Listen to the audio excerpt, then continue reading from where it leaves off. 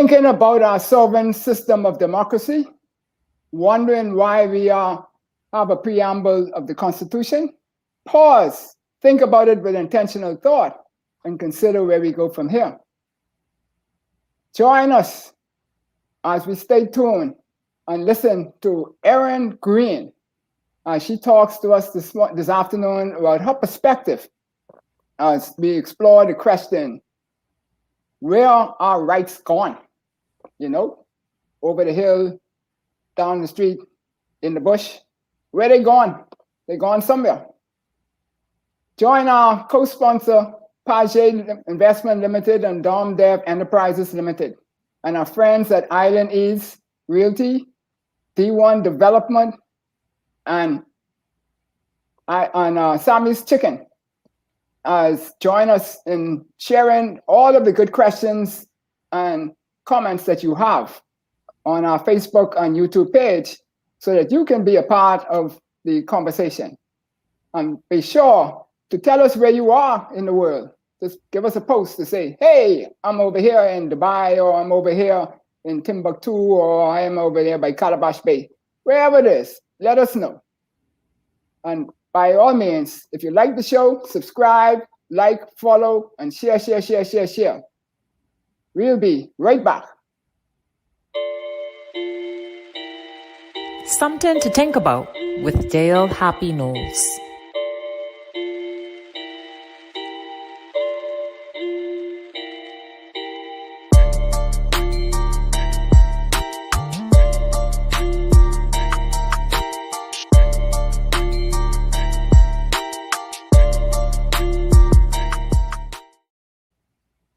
Welcome to Something to Think About with Dale Happy Knowles. What we think, we become. What we radiate, we attract. And what we imagine, we surely can achieve. Let's change the narrative 2 for 2. This evening we have the lovely, esteemed lady from, the lady who's talking about all them things about Chickchani and all them different people.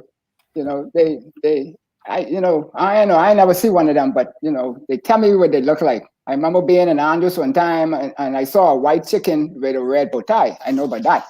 But the Chickchani thing, I ain't sure about that one. Welcome, Erin Greene, to Something to Think About. Good evening. I too have not stuck around long enough to see a Chickchani. Oh boy. Yeah, well, when you see it, sure, tell me where it is so I can go the other way. It in the bush. Stay out the bush. Mm-hmm. Yeah. So, Erin, you are a talk show host now of a steam right in prime time, in the middle of the day. And so you get to touch with the people a lot, and they bounce their questions off of you alike.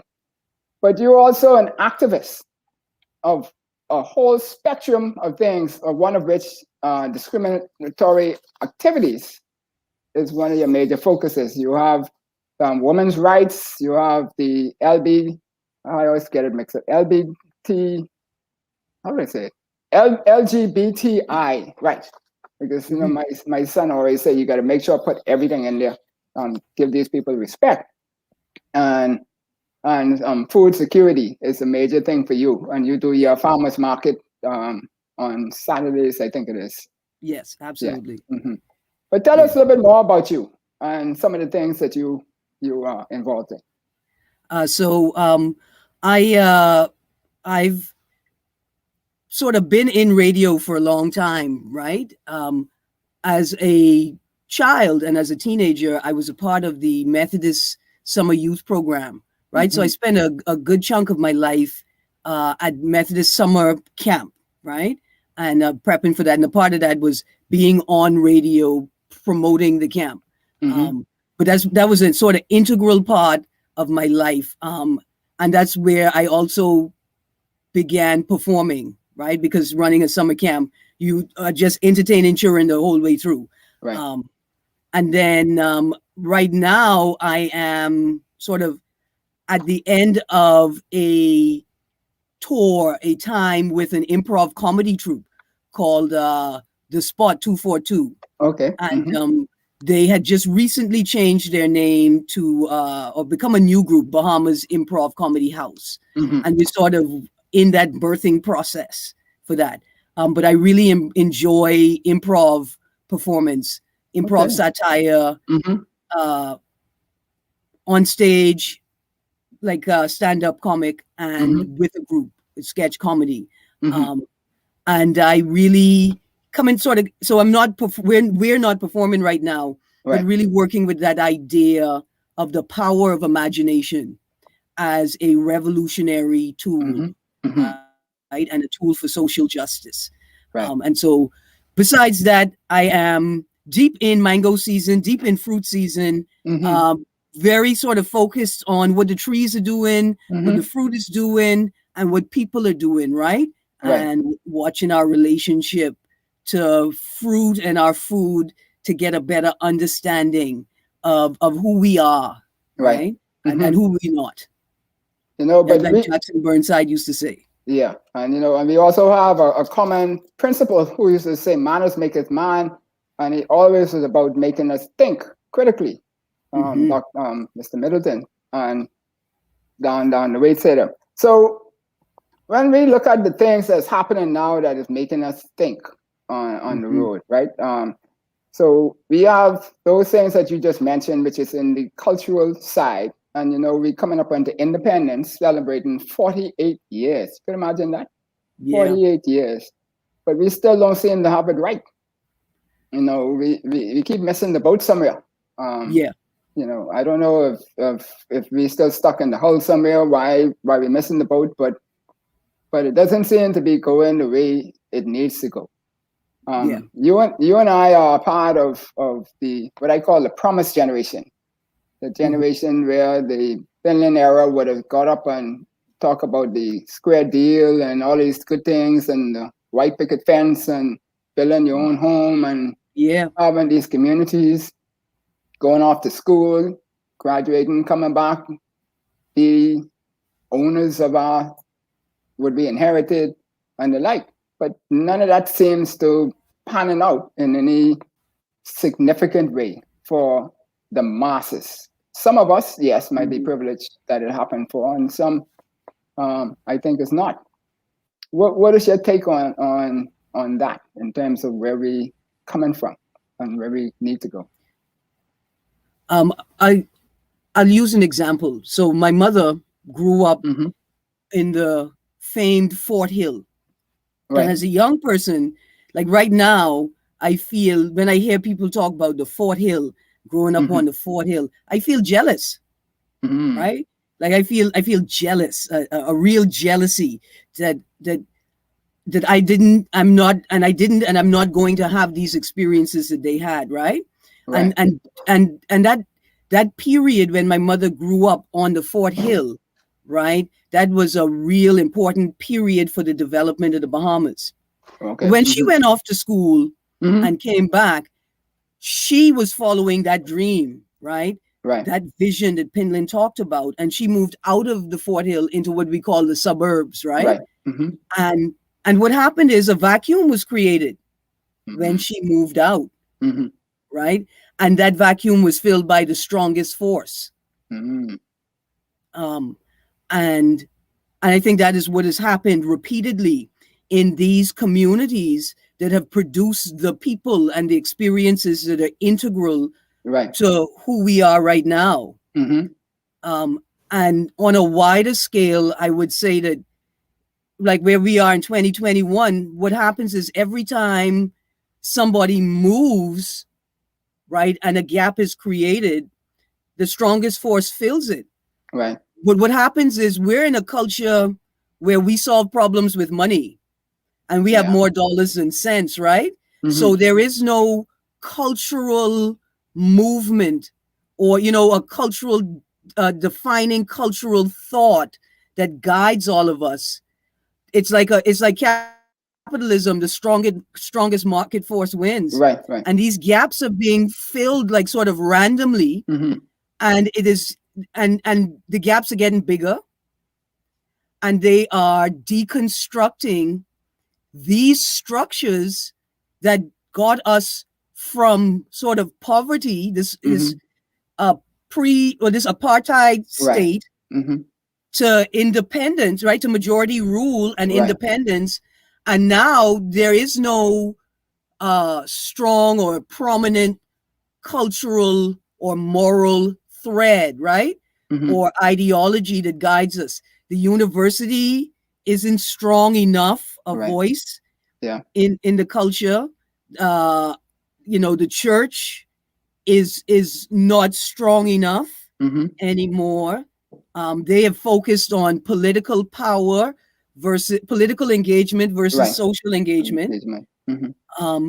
And so for me, one of the things I'm going to talk about tomorrow is how the church and politics are the strongest voices, right? Like public spaces that people connect to. They direct our culture. Well, they were. Right, they were. And they're falling apart now, but there's nothing replacing it except for the power of money. Well, what I would suggest to that is that they were when we were more of a colonial kingdom, when people would say, okay, the king is talking, and so we have to listen, we must do, and the like. And so people just follow what the person saying who sat in authority was doing. But now you have to lead. And so, leadership is all about voluntary followership. And so the persons in authority are not connecting with the goals and the vision of what the people want. And so then there's this massive disconnect. Right. Yeah. So when we look at this now, you mentioned the sense and money. But I think that we have plenty sense, more sense than we have money, sense up here. But we're not using that sense. We're trying to use the money to solve problems when we have more sense to solve our problems. And so as the promised generation, socially, economically, and politically, there was movement on the social front to get where we got, and everybody a little bit more equalized. And then economically, we don't have ownership of everything, but there's still some growth there. But politically, that has been stunted from the promised generation's point of view, that we only had the token Chicago Lions or the Halkidises and the like to be in that front. But we now have another group coming along, the Gen Ys and Gen Zs, who are not as complacent as us. Right, and still waiting for this time when the baton is going to get handed to us, and they're ready to take the baton. And so, they're getting information left, right, and center, primarily because of technology that's happening at warp speed. So, tell me now, does that mean that because they're getting all this information and they're not ready to settle, that the people are awakening? The people are gaining more agency. I don't know if they're awakening, right? And then we got to be very careful of this sort of woke complex, right? Because there is that, I think woke is in an antithesis to Sankofa. And Sankofa is you look forward, but you grab the valuable things from the past. It's that constant connection. But I think young people are defining themselves and finding their power and agency in structures outside of politics and outside of the church, right? They are, of course, are being limited, not just by those structures, but the people, right? They're being limited by the political class who can only see wealth creation in this old colonial way, which is you have a mechanism and you control it, right? And then when the mechanism grows, you give a little piece out, but you hold control of it, as opposed to a different model where rising tide lifts all boats, right? And so if your competitors are successful, you could be successful too, and so I think young people are disconnecting from those structures and cultures. But the problem is, if these guys don't let go right, of that control, then we're going to lose the young people. Well, because go ahead. I would say they could go be mediocre somewhere else and still live a far better life than they could potentially live here, right? So why stay? Well, I have a different view on that.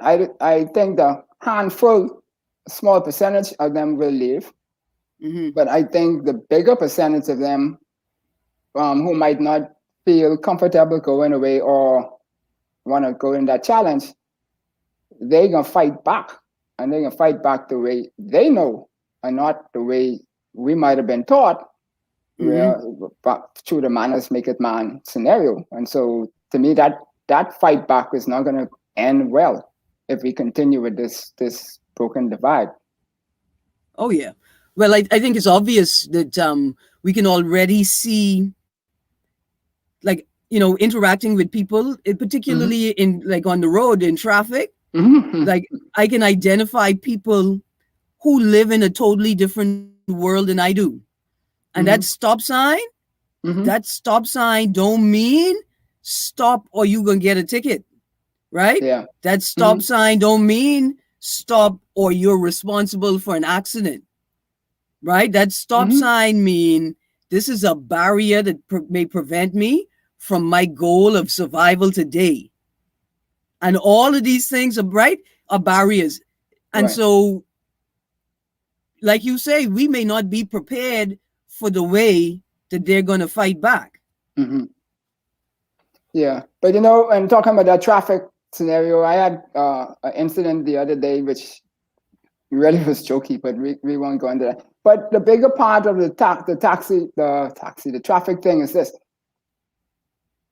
When we grew up, the man with the biggest car on the road was respected. And when you saw them coming, you move on the side of the road. Now it's the man with the smallest car, a car with almost as big as the person, who seem to be demanding everything on the road because they have a right to be on the road. And this thing about their rights, and they feel that, okay, it's a right for them. And so they're going to take it. And they're gonna take advantage of it. I mean, that's what I mean by take it. Right? Yeah, but part of that is this: it's definitely the small cars that seem to be far more aggressive, right, on the road. It's about the driver's relationship with the bank, or the car dealership. If my car is paid for, and the only thing I got to do is go to the mechanic if I have an accident, right, I can be a more aggressive on the road. If I have to go talk to the bank, the dealership, and my insurance company, if I have an accident in this car, then I can be more reserved. I'm gonna be more defensive and avoid things, right? But it's this relationship to money. Right. It's the solving problems with money vibe. And I've literally had people to say to me, "Are you worried about a accident? You go and get my boy could knock that out for you." Right? I just had that experience in real life, the other day. But right? So but say, we could do this, we could go down the road now and take care of this right now and don't wait for nobody to come with stripes on to mark this thing up and whatever and stuff like that. But and ask me about my license and ask me about my insurance and ask me if I have a warrant, right? And I sort of get it, but my insurance agent is the boss, right? Like I love my insurance agent and I love their service, the company's service, right? And if my insurance agent, tell me you get in an accident, you got to take the car to a mechanic, you got to report it, you got to do this, that's what I got to do. So we're living in totally different worlds, Right. So when we look at this now and these little cars on the road driving because they say they have a right to be on the road, and the car is 10 cars behind you, and the light turned green no more than 2 seconds, and everybody blowing the horn because it's time to go, right? And so we talk about these rights, and so are any of these persons in that age group or our age group or above holding anybody accountable for the rights that we have available to us, right? We talk about, you said we're not awakening. I forgot the word you used that we're doing, but these things demand accountability, transparency, integrity, and they want participation in our governance and everything. They don't want to just be a spectator. Everybody today wants to be a participator. And so over the 35 years, we seem to be regressing in this era. I listened a little bit on a talk show today where the professor from UB, the historian Curry, was on, and he was talking about the last 20 years, but I think it's more like the last 35 years where we seem to be regressing and move forward. So our democracy, is that still in existence? Do we still have that? I don't think so. Right? Like at its sort of core, I think it has fallen apart. Right? Okay. I think that the political culture has consumed it, and only those who are prepared to participate in partisan politics are allowed, right, to participate.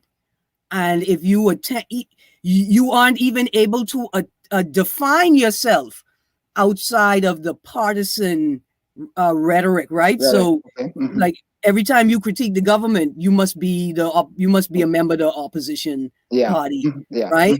If you oppose to both of them, well, you must be one of these third parties.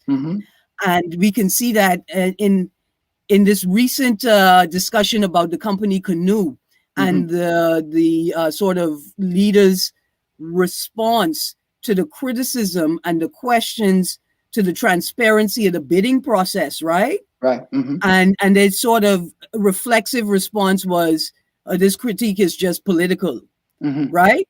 That it's almost a mimicking of Minnes's handling of critique at the onset of the state of emergency, right? Right. That all of this critique is obviously just oppositional and an attempt to destabilize my government.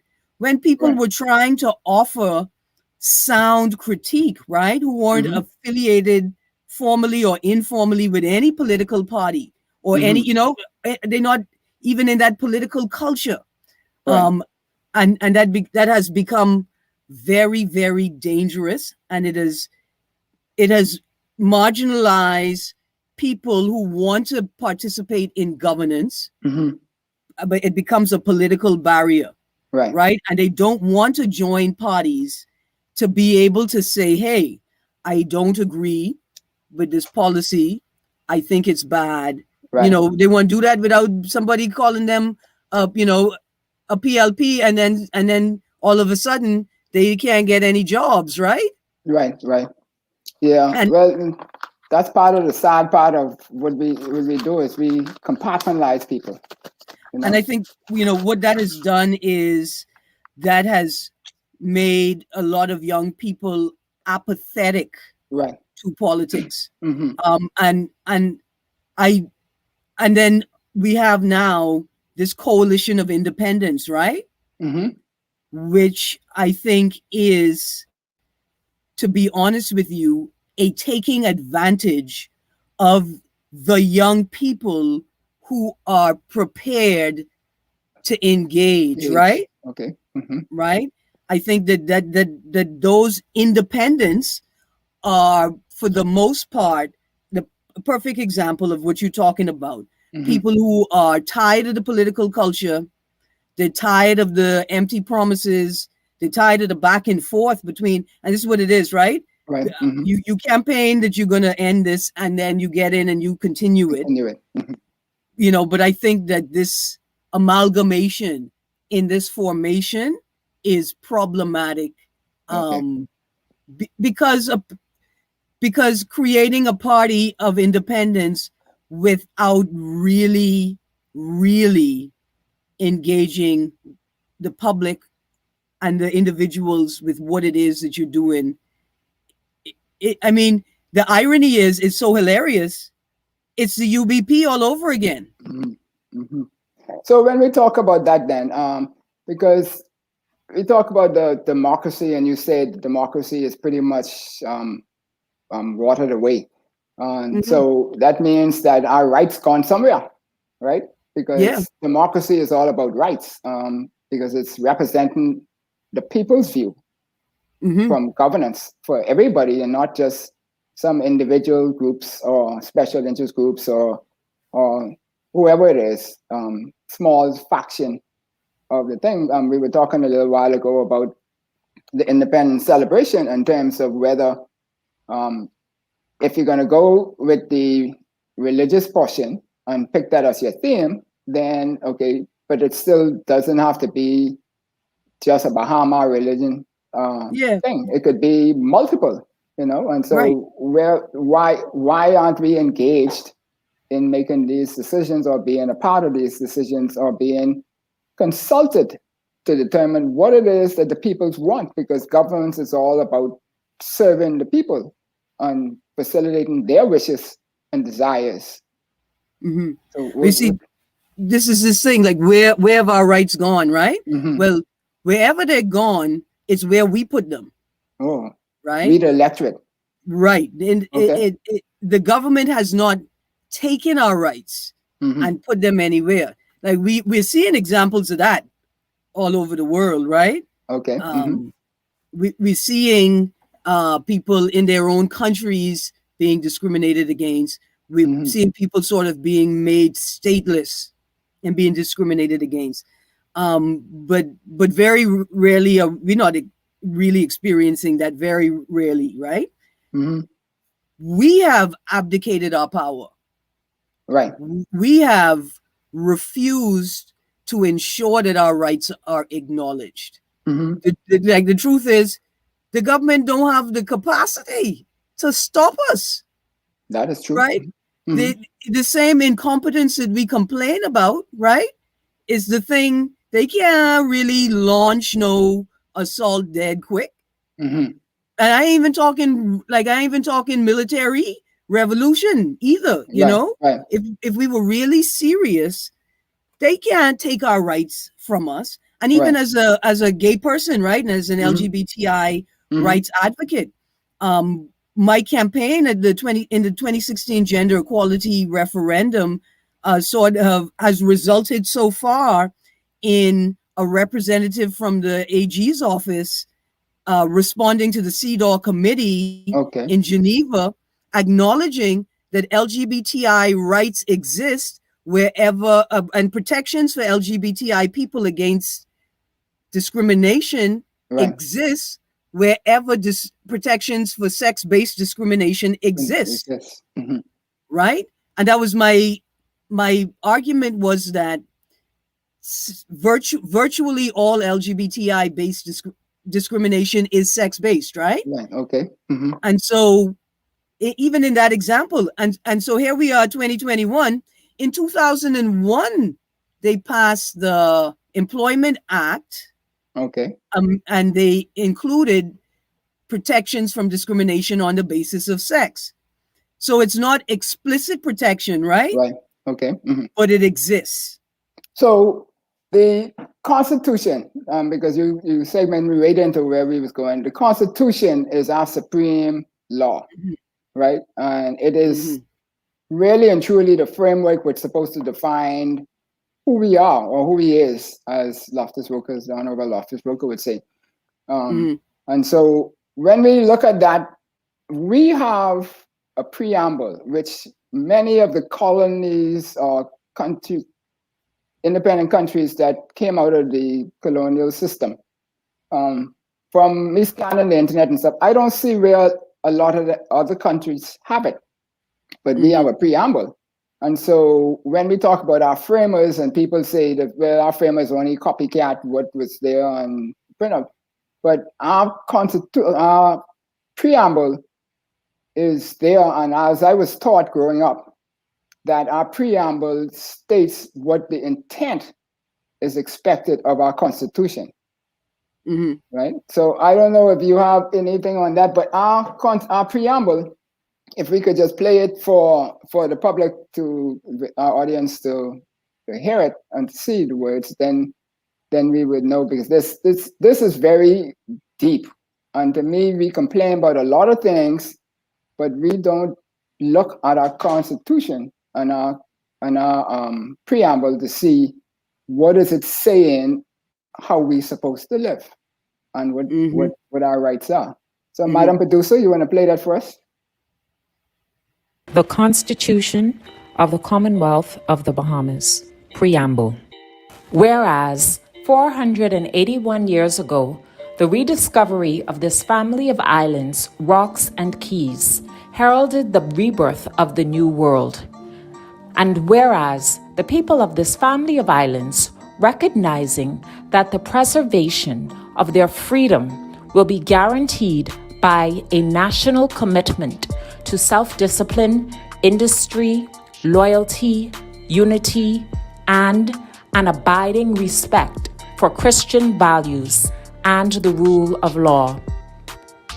Now know ye, therefore, we, the inheritors of and successors to this family of islands, recognizing the supremacy of God and believing in the fundamental rights and freedoms of the individual, do hereby proclaim in solemn praise the establishment of a free and democratic sovereign nation founded on spiritual values, and in which no man, woman, or child shall ever be slave or bondsman to anyone, or their labor exploited, or their lives frustrated by deprivation.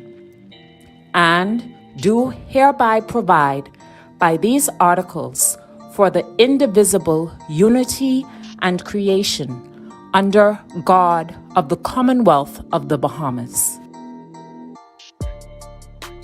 So when we look at those, then we see some clear, concise, and potent language to tell us what is expected of our Constitution and what those laws that's written in there and how we are to interpret those.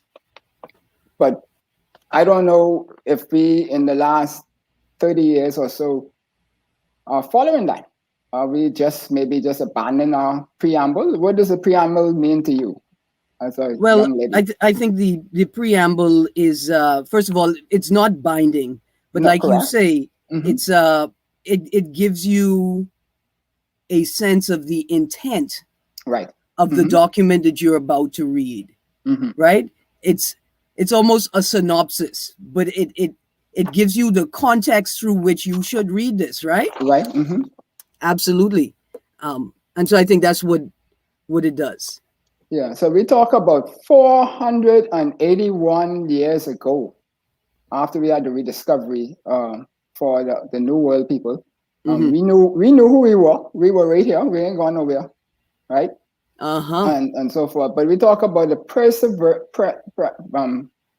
preservation of freedoms with a guaranteed by the national commitment to self-discipline, industry, loyalty, unity, and abiding respect for Christian values and rule of law. Now, people get mixed up when they say Christian values, but a justice told me once that they said values, not beliefs, which is two different things, right? So you're talking about the value part of the proposition, not the belief part.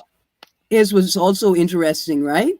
When we go down, when you look at that particular phrase, Christian values, right?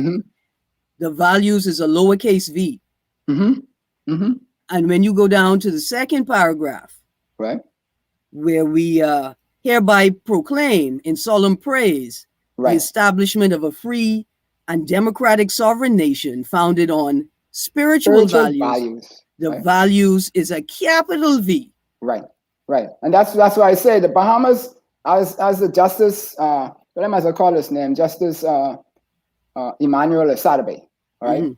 He and Joseph Alfred, they would have been two persons who would have mentored me in understanding what law and why law is written, the way it's written, and all that kind of stuff.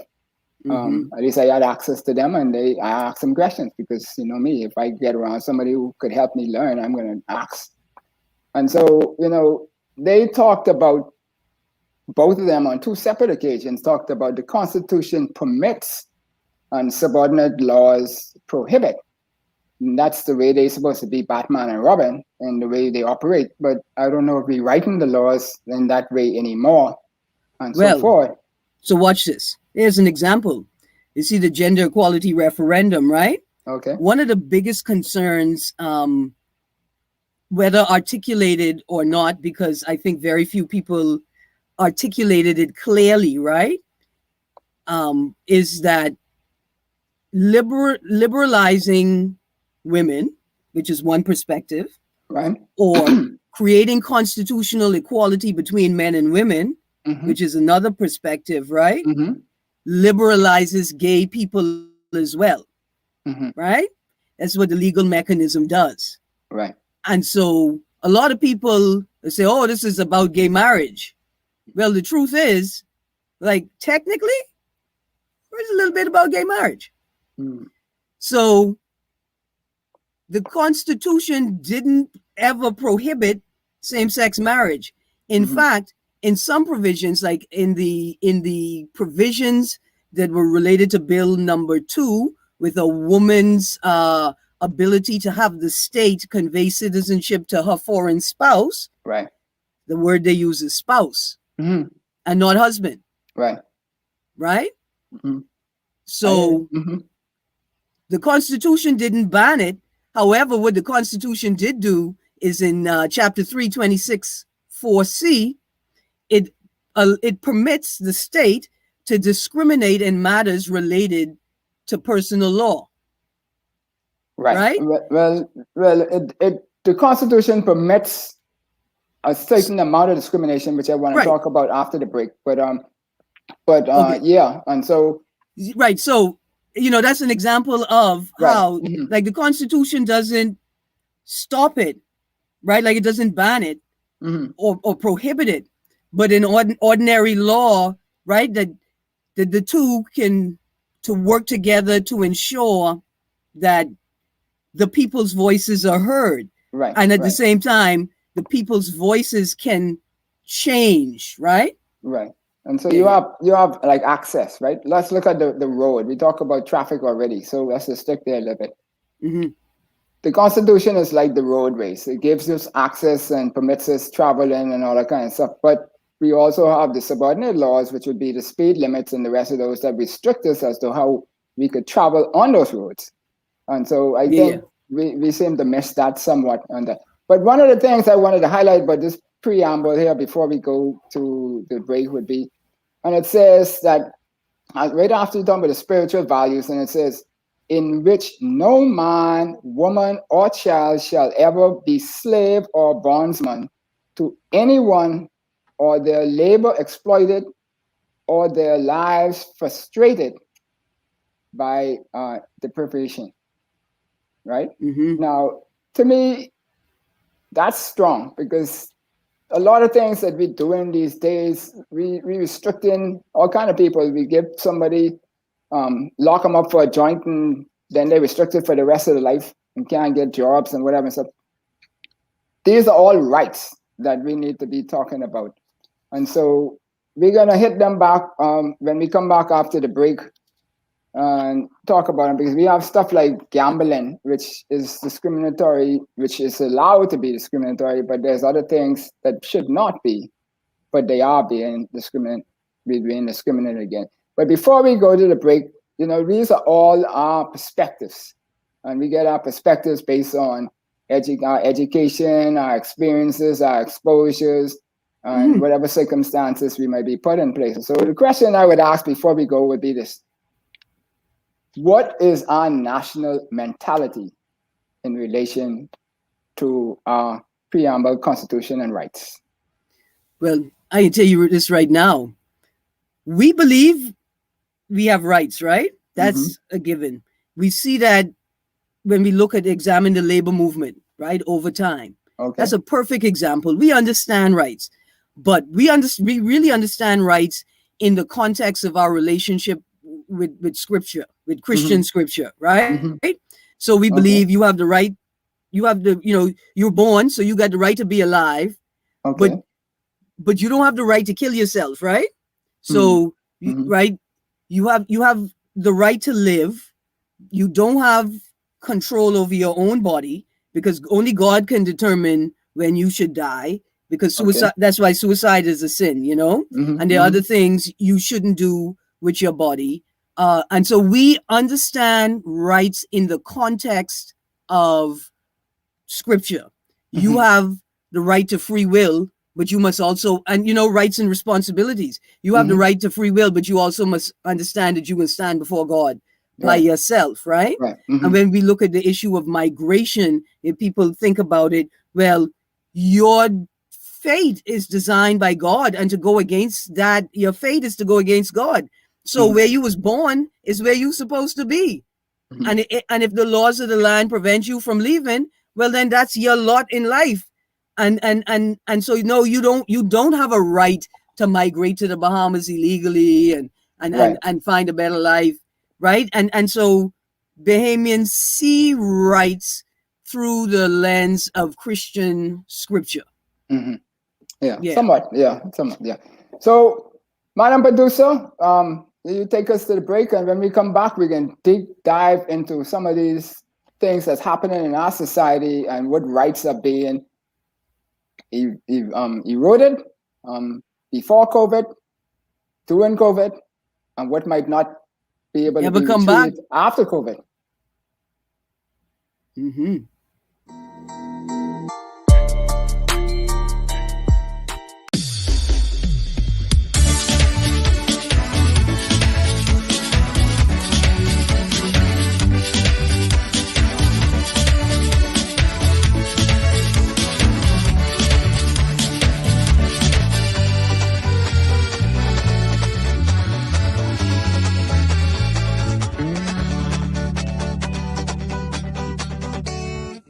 Sammy's Chicken.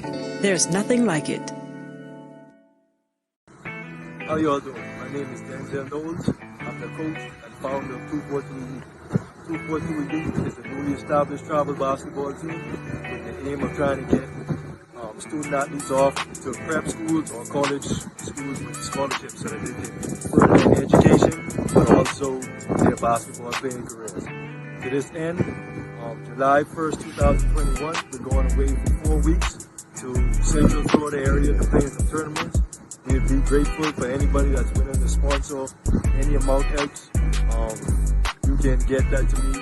You can contact me at 806-6257, or you can email me at d1development@gmail.com. We appreciate you all, and here you can see a video of our team.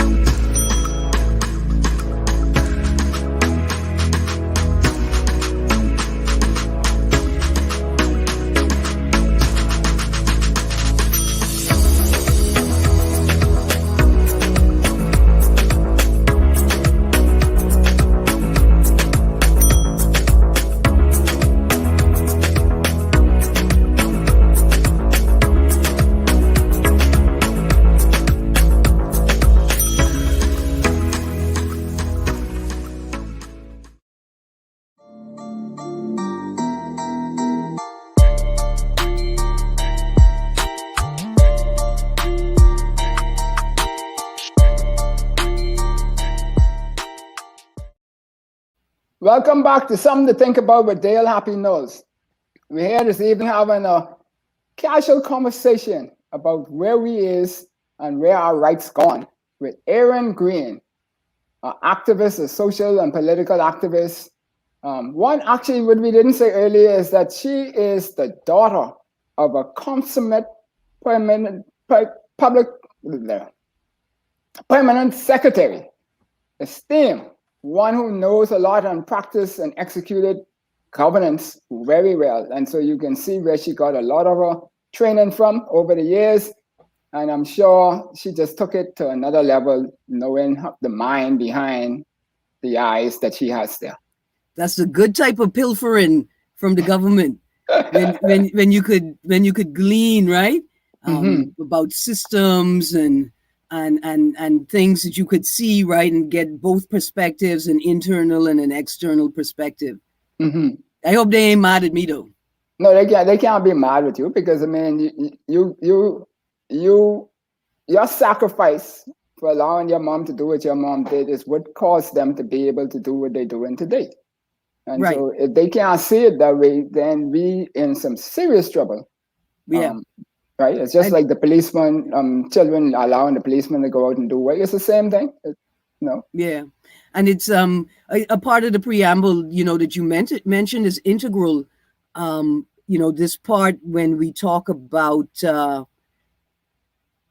our lives can't be frustrated and because of indivisible unity and our commitment to loyalty and unity, right? Like right. Those are the things that protect these rights. Those are the things that hold us together. It's our commitment to each other, right? And our commitment to not just respecting the office, but respecting the people that hold the office up, right? Right. And what they put into it, that holds our rights firm. And as we begin to disregard and disrespect each other, that's how our rights erode away. Erode away, yeah. Yeah. No government can take it. Right. But one thing, when we talk about respecting those persons, that should be a mutual respect, because that can't just be them thinking that we are the electorate and we are to hold them accountable, because because they are to report to us. And so right. If they don't report to us, then we should not just sit back and be complacent. We as the people have a duty to cause them to deliver whatever accountability measures that there is that needs to happen, right? And one of them is our rights, making sure that does not water away. Go ahead. Yeah, I was going to say, it's come to the point where the political culture is trying to convince us that we don't have a right to critique, right? And we sort of get stuck there and fail to realize that it's more than that. We have an obligation to critique. Exactly. Right. We have a duty to do it. It's not something we can opt to do or not to do. Right. And there's two arms or two estates that should be doing that also, and that's the fourth estate and then the church. But I don't know where they've disappeared to. Maybe they're gone with the rights. Maybe they're gone looking for the rights. I don't know. But somewhere they're just not. Yeah, I think that there is internal division within the church, right? Okay. The Bahamas Christian Council is an interesting body, because I define it as a political lobby group. Okay. Right, and they have misplaced the power in the structure, and they think that the best way to get church doctrine or doctrine entrenched in policy is to directly lobby the government, right? As opposed because they don't recognize or acknowledge what you emphasize is the electorate, right? As in charge, and the government as the servant leader, as the leader who follows, right?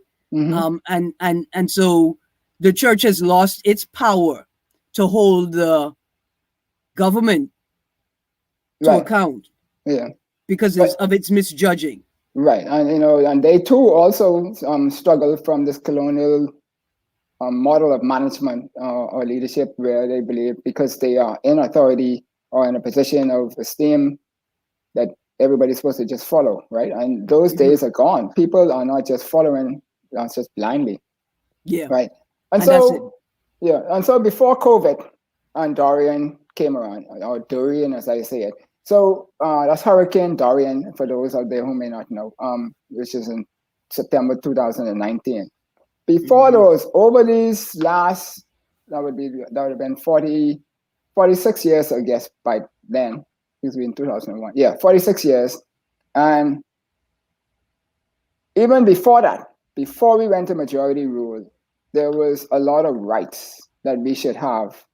And a lot of those, either we are not practicing them or we're not enjoying them and the like.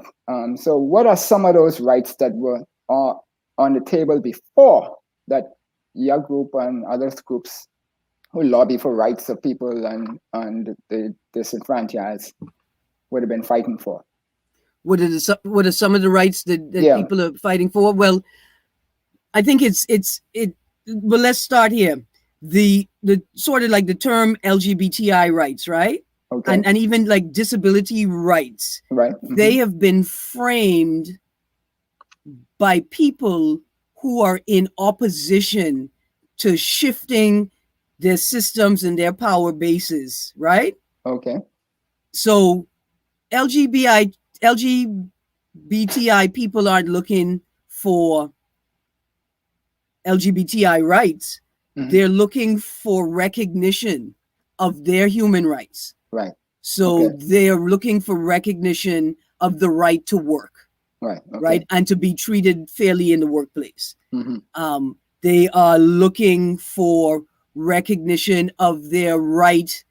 And this one isn't explicitly entrenched in our Constitution, Right. but the right to be in relationship with the consenting adult of your choice, right? Okay. Like Mhm. they are looking to have the state and society recognize that these rights that straight people have, not straight people should also have, right? But Right. it's been framed as if people are looking for special rights.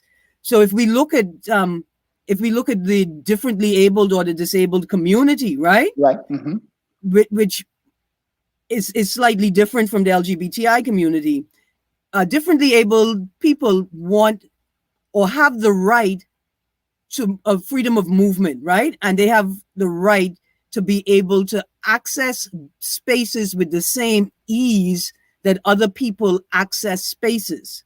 Okay. So that means that there's some people with wheelchairs, Right. your sidewalks should have ramps. Right. So that's Mhm. going to require a little money, right? That's Right. going to require us doing something to make that possible. But they don't want something special. They want to be able to use the sidewalks the same way that people Right. that don't use a wheelchair want to be On able the to use the sidewalk, Mhm. right? And so the things that we didn't have were mainly recognition that we are equal, and thus you should spend the resources necessary for us to participate equally, Mhm. right? So for me, the issue of LGBTI youth in schools, right? I'm not advocating for rainbow flags. I'm not advocating at this point, I'm not even advocating for curriculum changes that recognize the two mothers as the head Right. of a household. I'm not looking for that. I'm looking for changes in policy that require teachers to stop terrorizing or psychologically damaging students because they think that they're gay or a student is identified as gay. I'm looking for policy that says, hey, you have to pay attention to a student that's being bullied for being gay the same way you have to pay attention to a student who's being bullied for being white in the Right. public school, Right. right? Like that's at that level. Right. Okay. And Mhm. that's what we're looking for. Don't kick a student out because he refuses to hold his hand straight when you tell him this means he's a pufter. Right. You as an adult just have to be able to say to him constantly, look, you could hold your wrist however you want. I need you to understand that the other students are going to ridicule you for this. Right. And teachers cannot protect you all the time. Right. But our job is to protect you, but we can't. And Right. that's so when we're talking about what Good. rights are we looking for? To empower them so they could have the knowledge and so forth to be able to be productive citizens and not be targets and all that. Right, because right. Some students are being told unofficially, right, that they are a disturbance in the school because they are causing a disruption by being gender non-conforming. Okay. Right? And then the student is either convinced that the best thing that they should do is expel themselves, right? Is to just don't come back, or right. some students are being expelled. And that's the line that we cross, right? Like I understand our society. We're not gonna build Rome in a day, but we're talking about teachers who may not even acknowledge their obligation to protect the child in the school, And so the truth is, in this plantation, we're not asking for more rights than other people or different rights. We're just asking that you acknowledge that these rights belong to us too. Yeah, and the basic human rights. Yeah. Yeah. Yeah. And so when we look at that scenario and then we look at, and we're living in this, like I said, the intent of the preamble, as you mentioned also, right? We talk about the constitutional rights that is listed in there. And there's a lot of rights listed in there. And then we have the portions that deal with discrimination. Yeah. Where, you can discriminate in reference to gambling, and you can discriminate in reference to one or two other things there, right? And stuff like that. But so, like I said before, the justices said to me that the Constitution permits, so it allows these things to happen. But then we look at gambling and they say, okay, well, we could only gamble in, what you call it thing, raffles and right, authorized bingos, raffles, right. And then but you have to get authorization from the ministers responsible to hold a gaming event, right? Yeah, and so those things, they show you the Batman and Robin in between the Constitution and the subordinate laws. But when we look now at the Supreme Court ruling the other day with Justice Winder ruling with the of the concept in citizenship, in terms of how you classify the citizens. In the old days, my mom and the rest always told me that women were considered to be chattel, and so that had to be changed. And I think during the early Ingram administration, he changed some laws, but he didn't change all the laws. And so, is that still impacting rights of women? Yeah, it is. I mean, it is, right? Particularly, see, this is another one of those instances where women with money have solved their problem with women with this problem who have money can solve this problem with money. Okay. Women who don't can't, right? Okay. I think it is. I think constitutional equality between men and women is a big deal.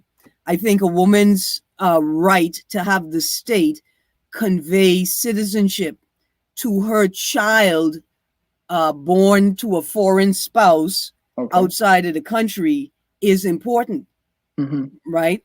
I'm living that. My nephews are not Bahamian because my sister had them to her foreign spouse husband in the U.S. Right. And this has impacted their relationship to the Bahamas. How frequently they can come, what they can do while they're here, right? How long they could stay, and their sense of belonging here, right? And the woman's ability to have her citizenship passed on to her foreign spouse, right?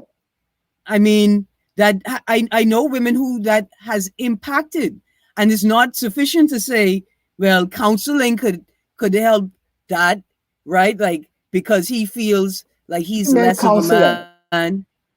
They mean, like, so in an instance where a man has not been able to access the right to work Right. in the Bahamas, Okay.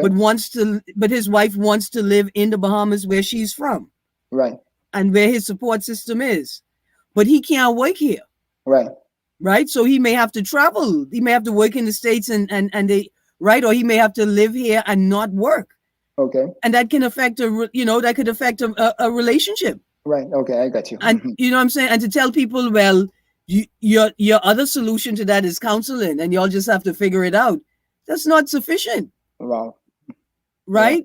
And so, but now here's this thing that we obviously don't talk about. When we're talking about rights, it's always the balance of the rights of the individual and the rights of the whole, right? Right. The rights of one individual to another and the rights of the whole. And I don't think it's worth it at this point, right? I think there are other ways. I do think there are other ways we can protect our culture. We could protect it by investing in it, Right. right? We could protect it by believing in it. That's the only way to protect it, right? By getting excited about it. Right. Barring, barring people from entering isn't gonna do it, right? Yeah, but excuse me, but we need to grow anyway, because from that perspective, because many years ago I was on a course and we were told from planning information, it was a planning course, a government thing, and they were talking about the Bahamas, and this was in the 80s, to be viable economically, etc. We needed to have like 3 million people here in our workforce, and we far from that. Right. So And but what about the children? Yeah. But here's what's also interesting, right? In that decision, in the commentary by Loftus Roca, right? When he was asked about the intent of the framers, right? Loftus Roca said back then we didn't have the technology to determine who the daddy was. Right. And now that we have the technology, I don't see what the problem is. Okay. With the implication that citizenship is determined by a paternity test, right? Right. Right. And so, that's wonderful sort of take on it, that was that was the limitations of our scope back then, or that was the scope of our limitations. And now things have changed and I can accept that. And this is why we did it. And we're okay with changing that now. Yeah. But I fought for about 20 years to get us to be able to work remotely, not necessarily have to get up and come to the office and sit on a cubicle or wherever we set up, drive through a bunch of traffic and sit in traffic for an hour just to get to work and then get home. And that's a lot of unproductive hours of the day and stuff like that. And much opposition to it. But yet COVID come right here and two cowboys slap and everybody working remotely. And so what a wonderful example that disabled or differently abled or people with physical challenges or challenges in movement have been advocating for decades for the use of the technology that exists, right? And and I can tell you, it's not COVID itself, but it's the urgency of maintaining the replication of money, right? The generation of wealth chain that inspired them, right? If this is what we have to do to keep our businesses going, we're going to do it. And so here we are, the benefactors of the work of a minority community, right? And the majority gets to benefit from it. And it's unfortunate, we still have time, but it's unfortunate that right now we're not recognizing, collectively and consciously, that this is not just the agitation of the millennials and the Gen Zs, that this is the commitment and the work of a minority community. And I'd go on to say that the differently able community was the first community to host conference on the SDGs, the Sustainable Development Goals, right? Okay. And they took the lead in the advocacy movement. Mhm. And they typically do take the lead in the advocacy movement. Okay. Mhm. Yeah. Yeah. But it's weird the way our people think sometimes. But Yeah. COVID. I always say to people that COVID isn't what caused our economy to crash. It's our reaction to COVID that caused our economy to crash. COVID. I never see COVID grow any hands or push a button to say stop money from traveling from this one to that one or waking a teller or whatever. But those are the things. And so when we look at that now, and we in the COVID environment, there's some changes where we go to enforce these emergency orders and so forth. And we hear that there's different learned persons who are putting cases to Supreme Court and the like, but we never hear about the cases. And so does that mean that right in itself is being stifled for cases to be going forward? Well, no, I don't think. Well, we do have an issue, right, where we must question whether the state is diverting or investing sufficient resources to ensure that justice can continue, right? That the wheels of justice can keep turning at an efficient and effective rate. Because we do have a right. I'm not sure if it's clearly expressed in the preamble of the Constitution, but surely in Chapter 3, right? Like, you got a right to due process. You got a right to, and with our murder trials now, we know you have a right to a speedy trial. You have a right to not be held for too long. And so we do have a point to question the state as to whether they have invested sufficient resources into ensuring that everyone can enjoy that right, and those complement you, right? But, so I don't know per se if there's a intentional or a direct, not conspiracy, but policy to frustrate the movements of those specific cases.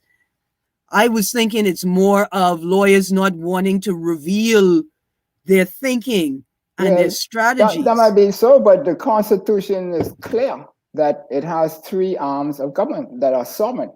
And so no one arm should be hindering the other arm from doing its job.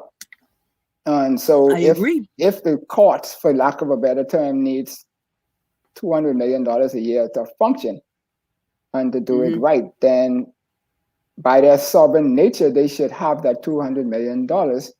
And all of the money should not be just being diverted or directed by the executive branch to do. Because, I mean, Parliament doesn't need much money but to function in Parliament. But the courts and the executive branch are the ones that need the money to function.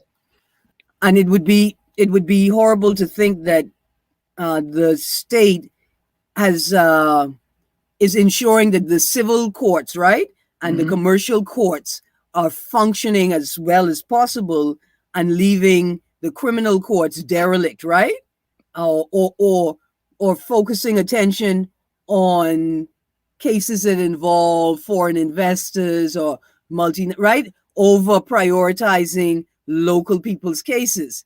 But there's all kinds of discrimination going on here during the pandemic. Some of it is permitted, some of it is definitely permitted. We know that the state of emergency provisions will allow the state to restrict rights, but they have to be very clearly defined what the restrictions are. Those restricting of rights can't be contradict the Constitution. Because the Constitution is still the supreme right. So the Constitution is not being suppressed. It's not. It's not being suppressed. But in this instance, the Constitution would say, in a state of emergency, right, the state can restrict the freedom of movement for in a specific way, and only for a specific amount of time. Right. And at the end of that time, they have to declare what the results of the restriction were, and they have to petition to extend the restriction. Right. Yeah. Right. But the thing with that though is when you talk about with the Constitution. Oh, and by the way, folks, don't forget you can comment and provide your, and we'll try and answer your questions. Sorry, we just gotten too engrossed in this conversation. I forgot that we should be asking you that. But the state, in terms of the discriminations and the like, right, can't go ahead and do, well, let me not say can't, because people could do whatever they want to do. It's what we allow them to get away with doing, right? But it's not permitted by our Constitution to be able to do some of the things that we are doing. For example, at one point we talk about the permitting for the specific time and for specific purpose. But when has what the emergency is been defined? Because you need to define that so you can know when it starts and when it finishes. If you don't know when it starts and finish, then it's going on forever, right? So that, I mean, that's one thing. Then we talk about things like some businesses you could go into and some businesses you can't go into. None of that. It has to be consistent across the board according to the Constitution, right? The preamble already tells you the intent and the laws. When you drill on some of them you call today, will tell you have to be equal, because there's no provision in the Constitution for those things allowing discrimination for those things, right? And so we have to continue that. But we talk about the I used to call them physically disabled. You call it a different word. I am physically impaired, but you call it, what's the term you use? Differently abled. Differently able. Well, I used disabled and differently abled. Yeah. Right. I gotta remember that one. Maybe. So why are these rights not recognized? What's the mindset behind why we're not recognizing this? Because we need to find a way to change this. Yeah. We are in a very sort of Old Testament fundamentalist mindset when we think about rights, and we believe you got rights. You just only have the rights that God gave you. That's it. You got the rights that God gave you, right? And then if you're gay and you're in love with a person of the same sex, I mean, you don't have the right to get married, because you do have the right to get married. You just got to marry somebody of the opposite sex. Right. Right. And so that's a part of that's a part of the mindset. Another part of it is a colonial and enslavement experience, right? Right. The preamble speaks about that. The preamble says we're supposed to get away with that. Get away from that. Right. But we see those models being replicated everywhere, right? We haven't been intentionally getting away from it. And for instance, if you watch the documentary I Is Man by Ian Strawn, Dr. Ian Strawn, there's a contribution in it from Dr. Nicolette Bethel, and they're examining the perception of the nuclear family as the traditional Bahamian family, right? And Nicolette Dr. Bethel gets right into it and says, hey, this is sort of a misnomer. Because if you go back into enslavement dynamic and immediate post-enslavement dynamic, then in enslavement, you may have married somebody and you may have had a spiritual ceremony and recognized that relationship, but you didn't have a household. Right. Your body wasn't your own to betroth to your partner. You could have been studded out at any time. You could have been quote unquote bred at any time. And in post-slavery and colonial spaces, we find that men with means had more than one household. Yeah, that's true. Yeah. And the immorality wasn't the multiple households per se. The immorality was not taking care of the next one. Of the other ones, right?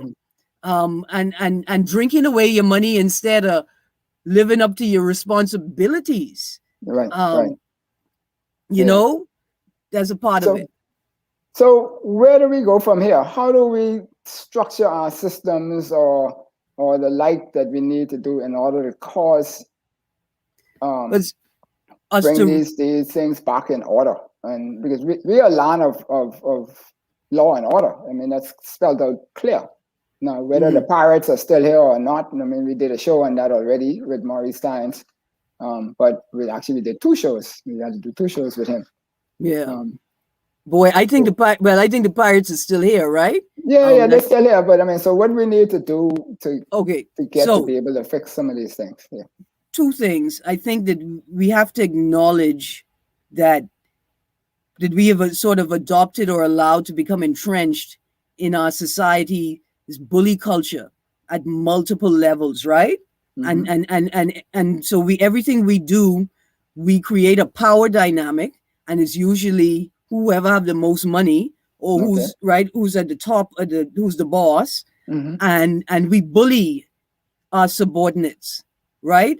And we bully the people who are lateral to us as well. At politics, we're seeing it in the political sphere right now, where the perception has been created that the citizens are the subordinates, the civil servants are the subordinates, and the politicians refuse to acknowledge that they serve both the civil servants and the citizens. Right? And we see it in society, we see it in the schools, where kids are now complaining of being bullied by teachers. As well, right? And we know that teachers are overwhelmed and frustrated, and this is the power dynamic that works. And then we see it in the homes, in the communities, and in the family structures, where the parent, the older sibling, we bully. We don't have critical discourse with our children about, like, look, it's either you could spend money on soda, or we pinching up these pennies to pay down on this light bill, so we could have an AC by the summer, right? We just say no soda for you. Yeah. Right.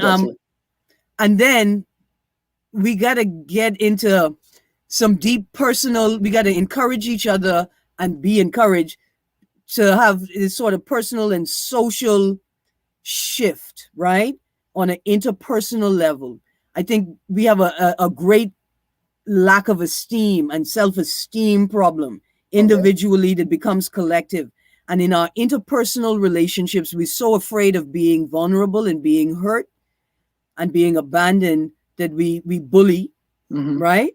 And we sort of create bully dynamics. And one of those things is when we look at interpersonal relationships and interpersonal conflict, you often hear people say this: she made me hit her.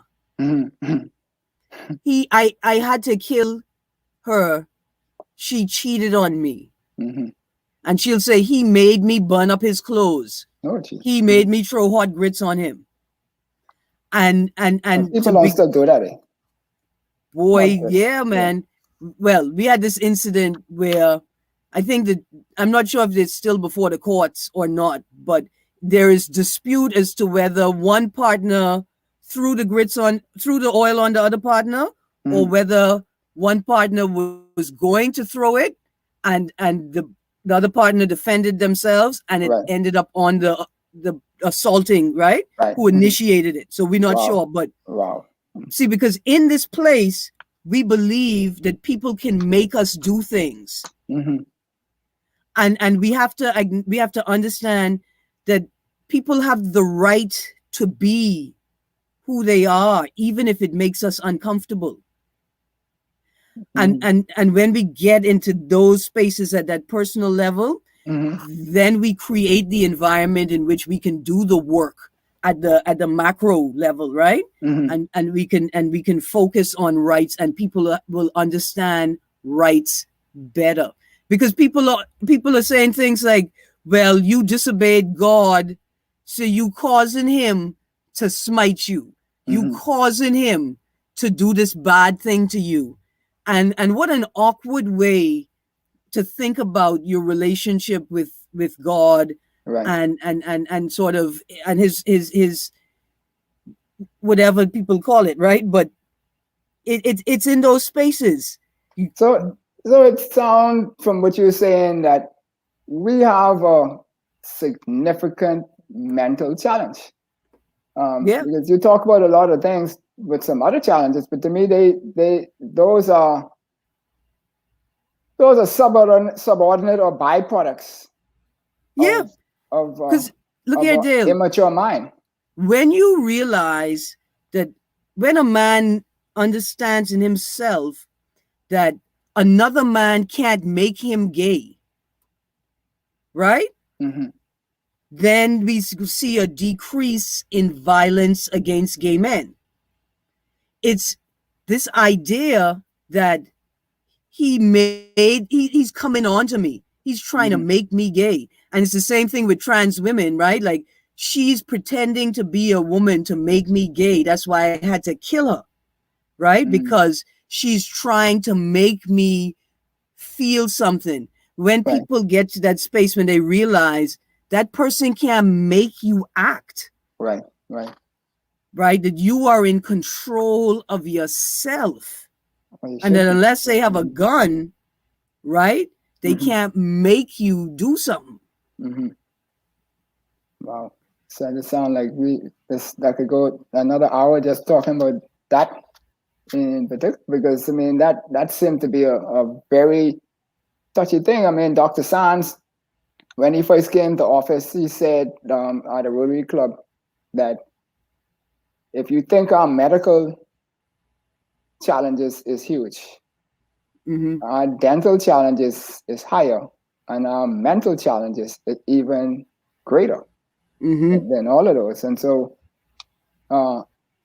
if we're not fulfilling our rights or living up to our rights, I mean, we're about to go into an election, and we're going to wrap up in a second, but we're going into an election where we have the right to vote. People fought for that. Some people even died in that process. I always say it's a 700-year fight. Dr. Curry always asks me how I count 700 years, because some of the years overlap. But it's really the as the Constitution says, the 481 odd years since that time and so forth. But when we look at that whole picture, then it seems like, okay, if the square deal was talking about us all being able to rise because the tide is rising, but something is causing the tide not to rise for everybody, and that seems to be at a mental level, which maybe is being driven by experience, exposure, and education. I don't know. Well, I think it's a combination of things, right? There is the state that has an obligation to create an environment in which people can make healthy choices and effective choices about their own lives. The state can't make people better people, but it does have an obligation to ensure that people have access to that environment, right? Collectively, we as a people have an obligation to each other to ensure that we are not disenfranchising anyone by taking too much, right? By and there comes that sort of, I would say, dichotomy, but there comes that space where we tell people, don't small up yourself, be all of you, but be all of you in a way that doesn't diminish other people being all of themselves, right? And I think most of all, that's where we have failed as a society, because the things that we blame people for in their adult years are really things that sort of take root or in their formative years when they have very little control. And as we become adults, we know that, and maybe we become overwhelmed with the sense of powerlessness from our own personal experiences, right? Some of us, and we hear women say it all the time, thank God I made it, right? From where I was to who I am now. And maybe we become overwhelmed and shamed in that. But in that moment, we should also see our own capacity to help somebody else make it and overcome it. And so I put less blame on the state, right? I put less blame on the state for maintaining or allowing an environment where people are making less healthy decisions. And I put more weight or onus on the political class, right? On the political class, on the upper class, on the upper middle class, on the people with social power. I put the blame on us right, for not seeing the gaps and not stepping in. What we have allowed to become of our public school system is horrendous, considering what older Bahamians were able to glean out of so little. Right. You know, Right. and then that third element now is the individual, and of Right. course it all starts and ends with the individual, right? We know that, and we see examples of people who make it financially, socially, politically. They become successful. What we don't see is are the people who are psychologically and emotionally healthy and content where they are, right? Okay. And are not pulling back, but they're happy with where they are, and they're committed to balance. Status quo. Yeah. Okay. Right. And not even the status quo, to balance. Like, Okay. look, I just want people to live. Like, I know people like that, right? Look here. Yeah, I know I got a good idea. I could make $1 billion off these people, but I just want people to live. And those are the stories we don't get, right? Right. We don't measure, because like you say, we don't focus on it. We don't even consider emotional and psychological health as measures of wellness, of proper wellness. What we see is people who are successful. We don't ever consider that they may be stressed right out. That they may be spending, like we the man who got 3 families, we don't know that he's broke. Right. Because he's taking care of all of them. All of them. Right. Yeah. Right. So, I mean, it's a number of things, but, you know, as we say, when we're going into this election period, and the electorate has a wealth of power, but somehow we don't, as the people, believe that we have power. We believe it's only when we go to the polls. But I mean, there's all kind of things could happen in the interim, other than just protests and stuff like that.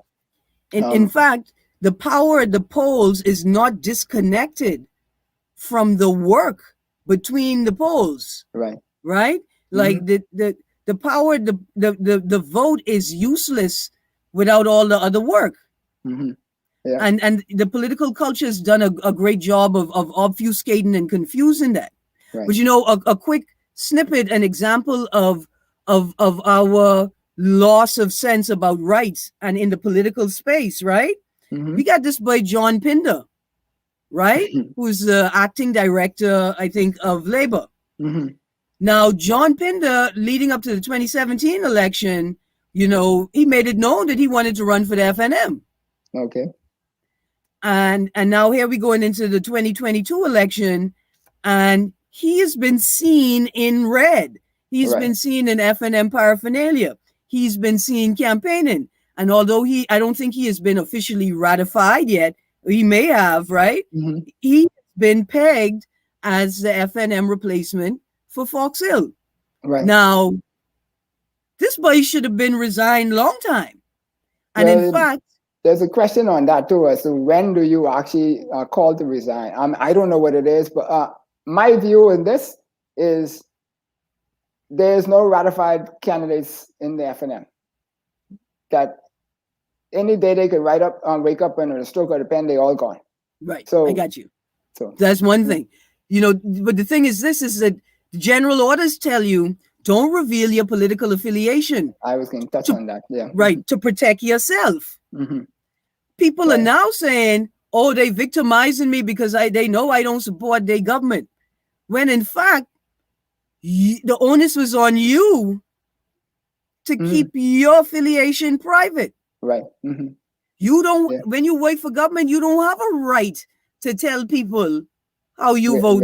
Yeah. And that's part of, like, with the judges, where they really don't even socialize a lot in public for the reason of fair play and the perception of fair play, right? Right. And what people say. You know, Justice Osadabe always used to say to me, Happy, you have a right to many things, but you can't exercise your right at the expense of somebody else's right. Right? Exactly. And so forth. So hopefully we will get it together and we'll be able to make some more mature decisions as we move forward so we could grow the Bahamas once again. So, Well- Erin, you can say something? No. Well, no, I was going to say, we have to get this rights thing together, because if we continue to determine an individual's value based on their capacity for economic contribution, right? Then as we get older, these young people, they're going to start eating us. When the food run out, they're going to start eating us that can no longer contribute, right? And so it's vitally important that we have these conversations. Yes. And compel Bahamians to press out these issues, because we not only, we have to understand that we cannot survive unless we understand the importance of each and every person, and that is rooted in our human rights. Well, you know, my advice to people is to go read or understand or Google, YouTube it, whatever it is, the power of the ant, in terms of having power without authority. Right? The ant does not have authority to lift 10 times his weight or 20 times his weight or more, but they work as a group, and they could do massive things as a group in carrying their products and stuff like that. And so we just need to get to that point where we can start realizing that, listen, it's one or two people in the House Assembly, and so it's for those one or two who's in cabinet, is 1,000,001 of us out there who have intellect, who can assist in building this country. And if we're going to continue to just rely, go up the economic ladder and say that everything is going to go, like the minister said today, well, you know, we follow in the medical fraternity's advice, but it goes to cabinet, and then cabinet has to make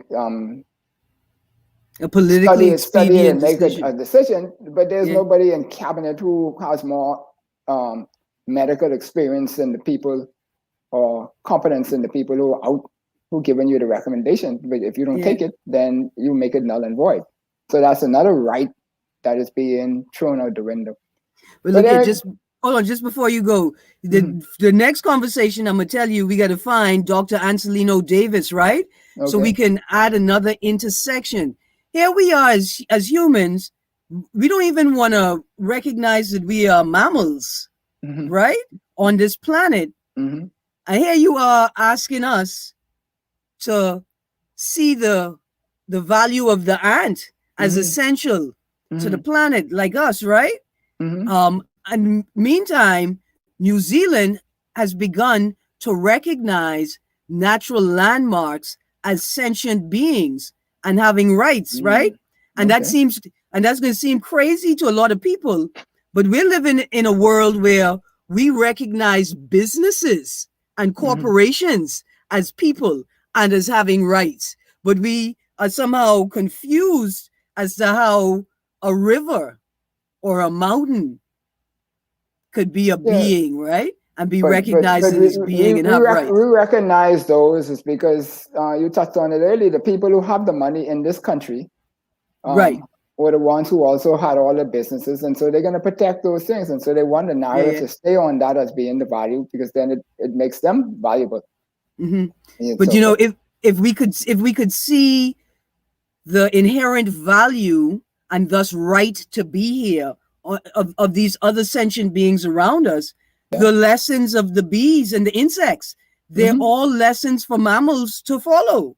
You know, and we would be more successful as a grouping of mammals, of people, if we did that. Right. Cool. So, Erin, it's been great having this nice conversation with you. But I mean, I always give my guests an opportunity to say something to the public that you want to say to the public, you know, a minute or two. I know you have your talk show and you have a whole world at your fingertips, but you know, there's a different audience here than what might be 9 o'clock in the morning. I think we've said most of it, but I think the most important thing, like in this advocacy journey and social justice and righting the world, is being prepared to see the past within us, the parts of us that we have to fix. And so, I say to every revolutionary, before you get up there and say you're going to burn down Babylon, remember, you're going to be burning down yourself right. at the same time. And let that guide your spirit. Well, thank you. Yeah, man. That's a lot of nuggets for one day. Hope my audience out there, you found value in this conversation. And if you like, you can hit us up. I'm sure Erin will post her contacts underneath the link, so that if you need counseling or assistance with any of the I can't even say the word now, my mouth all tied up. Activism, that you can go, and I'm sure she, with her experience, can point you to who are the right movers and shakers in the country to help you with your cause. Because something to think about with Dale Happy Knowles is all about empowering people, not necessarily me. Because as long as I'm talking, I already know everything what I know, what is coming out of my mouth. When I'm listening, that's when I learn. And so we hope that you listened and you got something, and hopefully we were able to provide something that you might not have known, and make your time listening to us of value. Right? So Yeah, absolutely. Erin, once again, we'd like to thank you. We also want to thank our friends out there in social media, those who stick with us every week. If you want to sponsor us, just shoot us a note. If you want to become a part of us, shoot us a note, and we'll figure out how you could participate, because not everybody has cash, but I mean, it takes cash to move the world, and this world's on one, but and so forth. And so we want you to stay safe, but by all means, pause, think about it with intentional thought, and consider where we go from here. You've been listening to Dale Happy Knowles here on Something to Think About, and with Erin Greene, the wise one, the one who's had so much experience of observation and practice. And we hope that what she has offered today in terms of rights and where we're going with them, that we now find where we can find them. Because, we started out the show saying that where our rights gone, but we think we know where they're gone. We just need to do what we need to do so we can get them back. They're right here. It takes us all to do them back. And we could start with our Constitution and our preamble. A wealth of knowledge and stuff is in that to help guide us as to how we should be conducting ourselves as productive citizens. Right? Absolutely. So, Madam Producer, thank you kindly. We want you all out there to enjoy your evening. And we'll be back next week with our Independence Show, when we will have a special group that is going to be speaking on multiple dimensions on independence. But we had to have Erin come on today because rights is what we went through to get to our independence. We needed it for our rights to do what we need to do and what we want to enjoy in this here Bahama land. Okay? Absolutely. Thank you, Erin. Madam Producer. Thank you.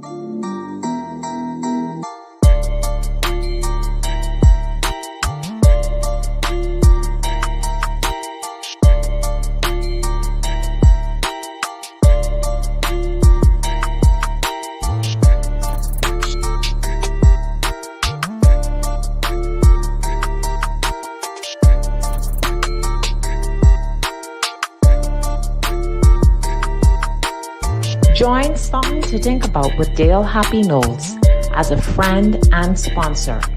Contact us at something2think242@gmail.com or WhatsApp us at 242-424-0257.